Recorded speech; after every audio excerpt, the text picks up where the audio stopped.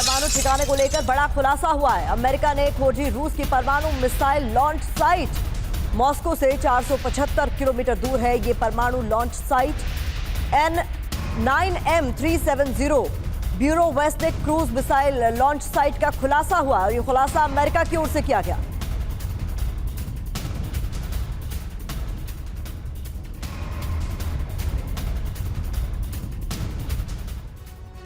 देखिए, ये बड़ी खबर आपके सामने आने जा रही है। टीवी पर पहली बार पुतिन का परमाणु ठिकाना, जी हां, इससे जुड़ी जो अहम डिटेल्स हैं वो हम आपके सामने रखने जा रहे हैं। ये रूस का परमाणु ठिकाना माना जा रहा है, जिसकी सैटेलाइट पिक्चर इस वक्त टीवी 9 भारतवर्ष पर आप देख रहे हैं। माना यह जा रहा है कि ये वो इलाका है जहां पर परमाणु ठिकाना बनाया गया है रूस की तरफ से।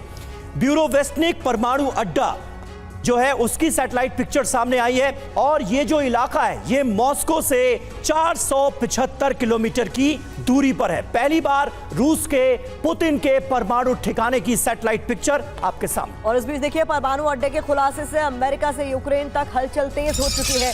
रूस की तैयारी से अमेरिका चिंतित है। मॉस्को से सिर्फ 475 किलोमीटर दूर है ये साइट, जिसकी तस्वीरें हमने आपको दिखाई, जिसका खुलासा खुद अमेरिका की तरफ से हुआ है। अब अमेरिका और यूक्रेन में इसको लेकर दहशत का माहौल।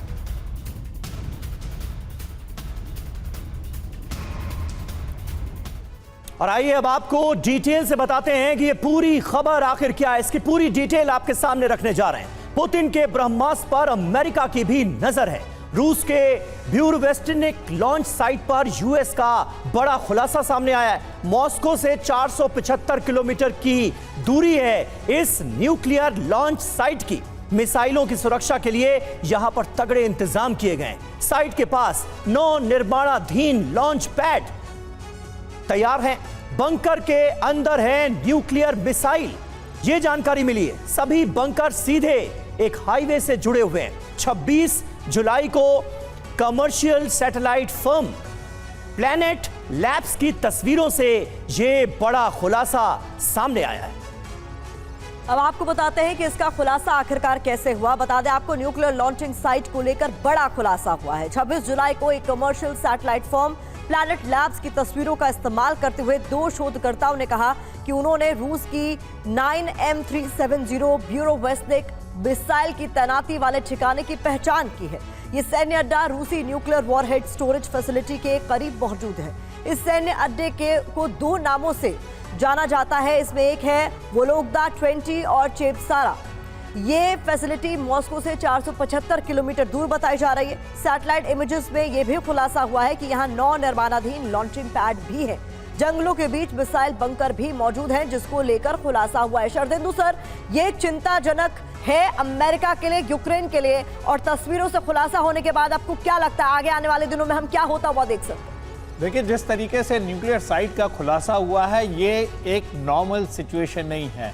अमेरिका इससे भयभीत है क्योंकि यहाँ से स्ट्रेटजिक वेपन लॉन्च होंगे, यहाँ से आईसीबीएम लॉन्च होंगे, और जब आईसीबीएम लॉन्च होंगे तो वो यूक्रेन के लिए नहीं होंगे, वो नेटो कंट्रीज़ के लिए होंगे, वो अमेरिका के लिए होंगे। इसलिए ये बहुत बड़ा विषय है। और देखिए, जब न्यूक्लियर की हम बात करते हैं तो उसके कई कैटेगरीज होते हैं। एक स्ट्रेटजिक वेपन होता है जिसमें आईसीबीएम होता है। ऑपरेशनल लेवल पे हम आएंगे तो वो मीडियम रेंज के मिसाइल्स होंगी, बैलिस्टिक मिसाइल होंगे, जिससे कि जितने नेबरिंग कंट्रीज हैं यूक्रेन के, जो नेटो के सदस्य हैं, उससे उसकी टारगेटिंग ही होगी। और साथ में कई सारे मोबाइल प्लेटफॉर्म होते हैं। ये तो होता है ग्राउंड बेस। उसके बाद एरियल से भी लॉन्च करने की सुविधाएं होती हैं। हवाई जहाज से लॉन्च हो सकता है, सबमरीन से लॉन्च हो सकता है, ब्लैक सी से लॉन्च हो सकता है। तो एक बहुत बड़ा गैमेट है, बहुत बड़ा न्यूक्लियर का। जब हम अटैक की बात करते हैं तो उसमें कई सारे डायमेंशन इन्वॉल्व होते हैं। यही वजह है कि नेटो आज की डेट में डायरेक्टली अपनी धरती से इस युद्ध को नहीं लड़ रहा है। उसने यूक्रेन को अपना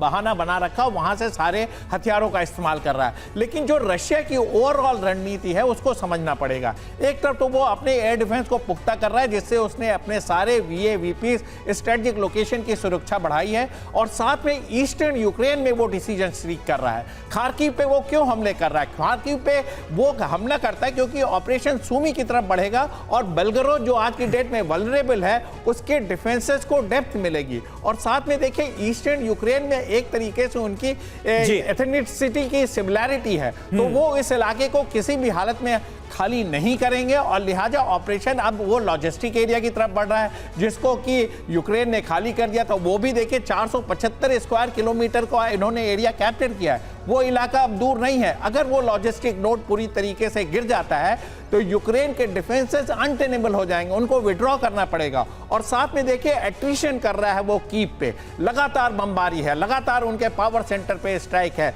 वहां पे जो लॉजिस्टिक इंस्टॉलेशन है, हथियारों का जो जखीरा है, उनको स्ट्राइक कर रहा है। कीव को वो आइसोलेट कर रहा है, एट्रिशन कर रहा है, और साथ में जो उसका टेरिटोरियल गेन है वो ईस्टर्न फ्लैंक से आगे बढ़ रहा है। और जब भी कीव पे हमला होगा देखिए वो मल्टी डायरेक्शनल होगा, एक बेलारूस की तरफ से ऑफेंसिव आएगा, एक हो सकता है सुमी की तरफ से आए और एक खार्किव की तरफ से आए। इस तरीके से जब आप ऑपरेशन को लॉन्च करेंगे और बिल्कुल, और कीव फिलहाल निशाने पर नजर आ रहा है व्लादिमीर पुतिन के।